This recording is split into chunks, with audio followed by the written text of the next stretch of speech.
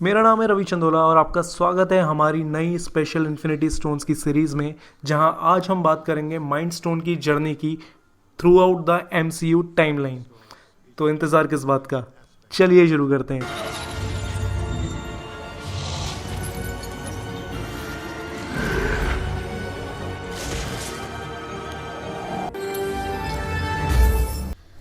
बात करें mind stone की तो इस सारे MCU का सबसे ताकतवर इन्फिनिटी स्टोन माना जाता है सोल स्टोन के बाद, जिसे सबसे पहली बार एवेंजर्स में लोकी के सेप्टर में देखा गया। बाद में यही माइंड स्टोन लोकी को हराने के बाद शील्ड को दे दिया गया, जहां शील्ड में डबल एजेंट होने की वजह से माइंड स्टोन हाइड्रा के पास चला गया।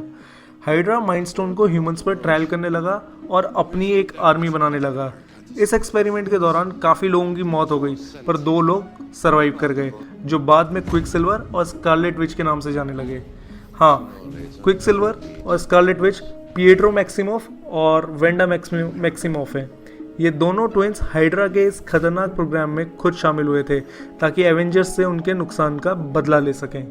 एक्चुअली एवेंजर्स के फर्स्ट पार्ट में जो जंग हुई थी, उस जंग में वांडा और पिएट्रो ने अपने पूरे परिवार को खो दिया, जहां इसका जिम्मेदार वो टोनी स्टार्क को मानते हैं और इसका इंसाफ करने के लिए वो टोनी स्टार्क और उसके पूरे एवेंजर टीम से बदला लेना चाहते हैं।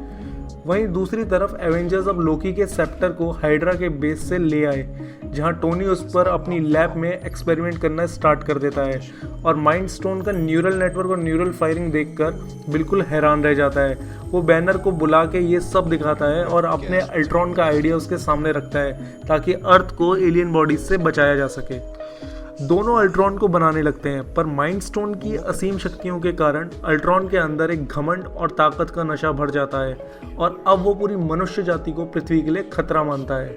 जहां वो पूरी मनुष्य जाति को निगलने की कोशिश करता है। क्योंकि अल्ट्रॉन सिर्फ एक AI प्रोग्राम था, इसलिए वो डेटा की तरह एक जगह से दूसरी जगह बहुत इजीली ट्रांसफ़र हो सकता था, जहां उसे पकड़ पाना काफ़ी मुश्किल था। क्योंकि अल्ट्रॉन जानता था कि इस बॉडी में वो बिल्कुल सेफ नहीं है, इसलिए वो माइंड स्टोन की मदद से डॉक्टर हेलेन चो को अपने वश में करके अपने लिए वाइब्रेनियम की एक नई बॉडी बनवाता है, जहां वो माइंड स्टोन को उस बॉडी पर फिट करता है और उसको एनर्जी का एक सोर्स बनाता है।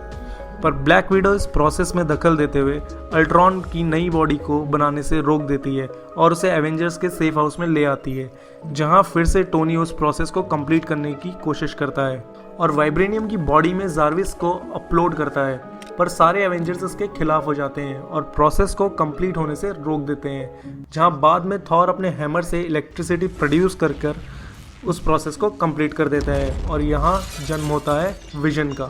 विजन एक AI जेनेटिक प्रोग्राम है जो माइंड स्टोन की असीम शक्तियाँ लेकर जन्मा है और बाद में अल्ट्रॉन को हराने में भी वही एवेंजर्स की मदद भी करता है। सिविल वॉर के इवेंट के बाद अब इन्फिनिटी वॉर का इवेंट आता है, जहां वांडा और विजन स्कॉटलैंड में साथ रह रहे होते हैं, पर अचानक से उसे पता चलता है कि थैनोस ने अपने आदमियों को स्टोन लेने के लिए भेजा है और जहां उस पर अचानक से हमला हो जाता है और हमले की वजह से वो काफ़ी घायल भी हो जाता है, पर ब्लैक विडो और कैप्टन अमेरिका की मदद से वो बच जाता है और वो दोनों विजन को लेकर वकांडा चले जाते हैं। वकांडा पहुंचने के बाद विजन वांडा से रिक्वेस्ट करता है कि वो उसके माइंड स्टोन को नष्ट कर दे, पर ऐसा करने पर विजन की मौत हो सकती है। काफ़ी रिक्वेस्ट करने के बाद वांडा विजन के माइंड स्टोन को नष्ट कर देती है, जिससे विजन की मौत हो जाती है,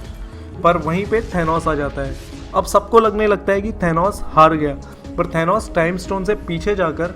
फिर से माइंड स्टोन विजन के फोरहेड से निकाल लेता है, जहां विजन की दोबारा मौत हो जाती है। तो ये थी माइंड स्टोन की जर्नी MCU में। तब तक के लिए हमें कमेंट करके बताएं कि आपको ये वीडियो कैसा लगा, और अगर अच्छा लगा तो शेयर और सब्सक्राइब करना ना भूलें। मेरा नाम है रवि चंदोला और आप देख रहे हैं द पैरेलल डायमेंशंस।